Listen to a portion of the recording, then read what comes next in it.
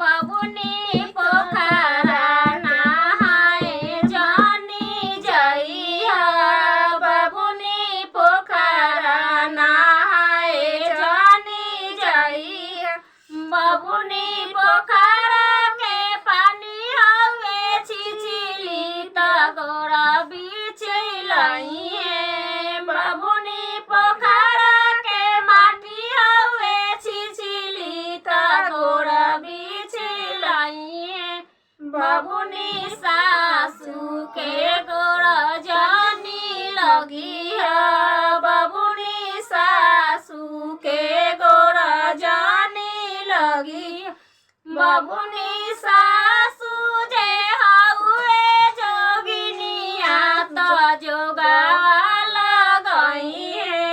बबुनी सासू जे हउए जोगिनिया त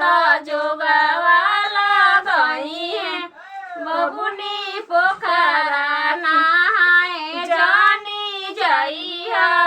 बबुनी पोखरा नहाए जानी जइहा बबुनी पोखरा के माटी हवे छिछिली त गोरा बिछलइहे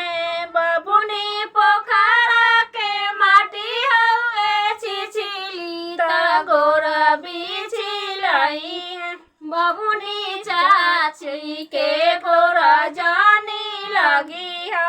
बबुनी भाभी के गोरा जानी लगी बबुनी दीदी के गोरा जानी लगिहा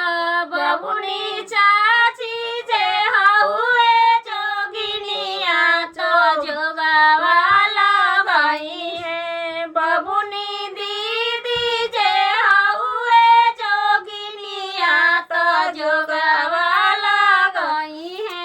बबुनी और अथी कर ले नहीं करने दीजिए एक और इसी प्रकार एक ही कौन ठीक रहा